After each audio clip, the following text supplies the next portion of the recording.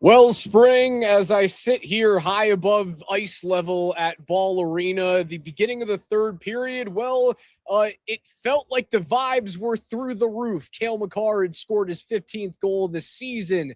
They had another tribute video to the 2001 Stanley Cup championship team, and then the Avs just decided to play flat out their worst 5 minutes of hockey, and, it would extend to the next 15 minutes in overtime.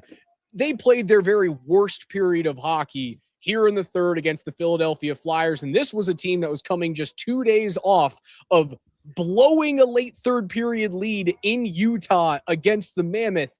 The Avs deserved to lose this one 7-3 as we welcome you to Between the Pipes. Alex Ryanemi, that is Mark Springer.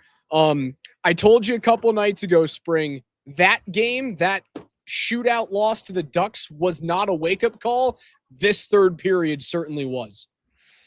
Yeah, that was and they had been the best third period team in the NHL this year.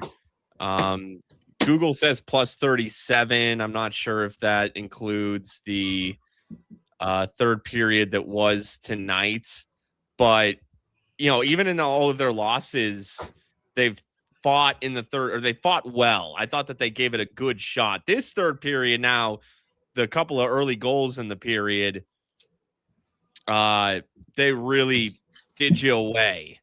Made it a 2-goal deficit, and they had nothing. They did not have the fight back that I thought that they had against Anaheim. I thought that they were still fighting and getting good chances in the third. What was the other game? The one that you thought they played like shit, but I thought they played okay. Either way, they fought back. Nashville. I thought in that one. It was Nashville. Yeah, then that thing got away from them. But they fought until the freaking Bardakov penalty. That's what it was. Speaking of Bardakov, he got tripped and went hard into the boards tonight, which brings us to the power play. 0 for 4 tonight. Again. Raj, on the 7-game homestand, 4 of 25. 4 out of 25 on the 7-game homestand. They are 16.1% overall in the season. That's 27th in the NHL. 4 out of 25 is 16%. On the nose. That's what they are. They are who they are. They are who we thought. 16% power play team. That was a 7-game homestand against mid to upper mid teams on your ice, and you proved that you are what you are. Once again, when the Avs lose games, it comes down to atrocious turnovers and a terrible power play. And that's what it was this evening. Atrocious turnovers, like the Bobby Brink goal. And like Parker Kelly had a better game than almost anybody else on the Avs roster tonight. The Parker Kelly turnover in front of the net, like Sam Girard didn't help him out. Jack Ashawn had 2 turnovers leading to that play.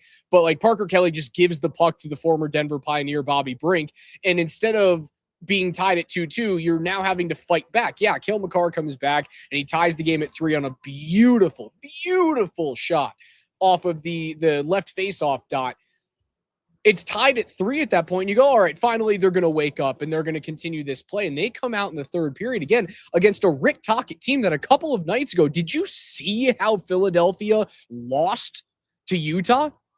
I mean, I saw it was 4-2 Flyers, and then I checked the score and it's Mammoth win 5-4 OT. It was 4-3, and I want to say it was, who was the player? It wasn't Owen Tippett who had a hat trick tonight and hats flew on visiting ice. Can't remember the player it was for Philadelphia, but had a wide open empty net goal and like took their time and thought they were going to be okay. And Clayton Keller comes from behind, dispossesses the Flyers player on a breakaway with an empty net.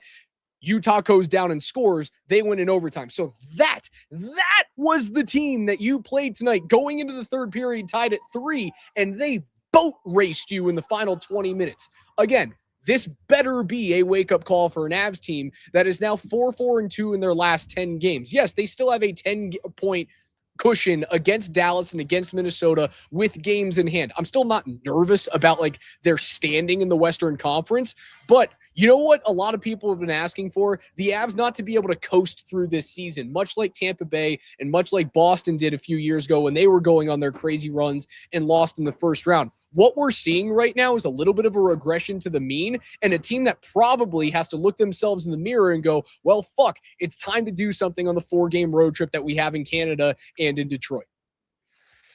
Yeah, they were great in the second period. They were really good in the second. They're down 2-0. And then Parker Kelly scores, and you could kind of feel it coming the way they were playing, but then you could really feel the Olofsson goal coming. They didn't take their foot off the gas. They were humming. No, they didn't. They were looking real good. And then that one, I was like, I would have put so much money on Avs' next goal at that point. When they were down 2-1, watching how they were playing, they looked great. Then the stupid Bobby Brink goal. And out of DU, Bobby Brink. And that was a weird shift, but they answer right back with Makar, and then for whatever reason, they just didn't have it in the third period, and you're at home. It's not the 7th game of a road trip. It's a homestand. I don't know. Very, very odd. It was uncharacteristic, for sure. The way they played in the third period was uncharacteristic. The power play, absolute debacle, was not uncharacteristic, but the way they played in the third is something that I haven't really seen from them. Josh Manson had a turnover in the neutral zone for one of these goals. Cale Makar, it was so bad. That was such a bad play. He needed to shoot that puck, and that's part of the problem. Is there is an overpassing thing going on. Now it's 5-3 when Makar makes that turnover. I know there's a sense of we need to get the perfect shot because we're down 5-3, so we need to get something that looks really good. But Makar should have just walked in and shot that thing. Instead, he tries to go blue line pass, and it was never there. It was never there. Oh, no, I saw it from a mile away up here in the radio booth. Yep. I was pointing it out to Connor. I saw the far side. Cale's head goes up, and I go, here comes the cross-ice pass. And you know who's ready for it? Owen Tippett, who had the game of his life tonight. Colorado was really good in the first period. They were so utterly dominant in the first, and they couldn't find a way to score. Yeah, Samuel Ersson, who's not a very good goalie. He was on his Lucas Dostal shit. He sure was. In the first period. He sure really was. Yeah, and Mackenzie Blackwood has now allowed 11 goals on 49 shots in his last 2 games back from injury. Yeah. Don't love that.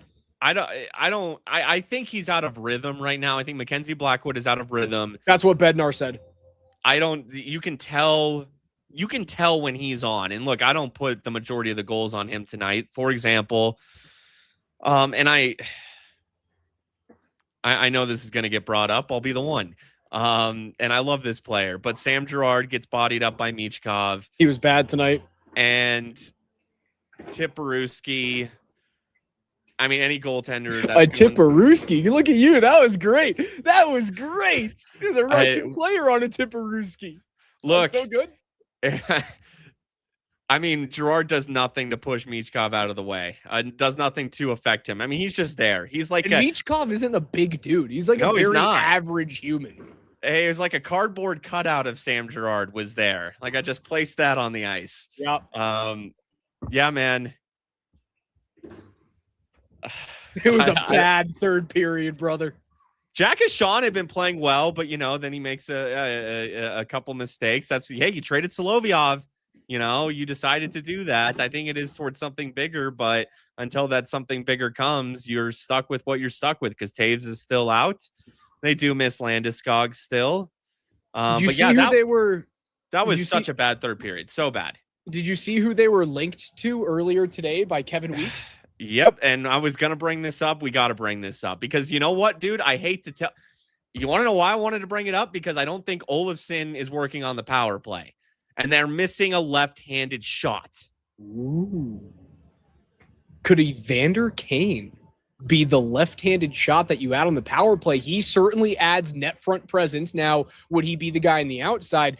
He also adds, that dude is a son of a bitch to play against. That dude is a rat. Is he going to do a few things that piss you off as a fan and goes into the box? Sure. But if he fits into the locker room, and that's a big question with Evander Kane, a super big question with Evander Kane. If he fits into the room, he is that type of bag wins cup player. And the two teams that are barking down the door, apparently, according to Kevin Weeks, the Avs and the Stars. Yeah. Okay. Let me start with there are differences, but there are similarities to Evander Kane and Nazem Kadri. Okay. Again, yes, without probably a doubt. more differences, but some similarities. I think, some of what Kane has done off the ice is absolutely a little more concerning than Nas. But on the ice, like, the Bruins hated Nas because of some cheap hits, Now Nas has gotten so far away from that. What a credit to him. I don't know. Maybe it's because he played for this team. You come in and you play with Nathan McKinnon and Gabe Landeskog, and all of a sudden, Brock Nelson now, all of a sudden, Devon Toews, I'm talking about pros, like pros, who set the tone. All of a sudden, Nas came in here, he graduated from Avs school with flying colors. Like maybe Evander Kane could do the same. This is the last year on his deal, expiring contract, $5.125 million. So, probably not overly expensive and something that you're not committed to long term. Hey, what's up, guys? To help you right now. Of course, I can't hear you, and hopefully you can hear me.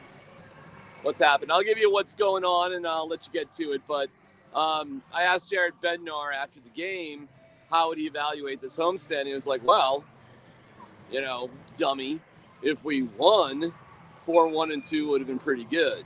But 3-2-2 leaves you with like a kind of a little bitter taste. And it wasn't that they just lost. It's like how they lost. And he actually couldn't explain why they fell apart like they did at the beginning of the third period. And being down 2-0 wasn't great, but they fought back.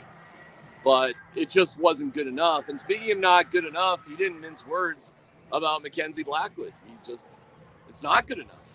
And it's too inconsistent. And he said, we're going to need him. But it's got to be better. Scott Wedgwood and his wife had a kid yesterday. So the thought is that Wedgwood would meet them out on the road trip. And I think that is the plan. I think that's what's going to happen. But, yeah, so, Wedgwood's not getting much sleep these days. Raj, you know something about that, right? So, but it's a tough situation.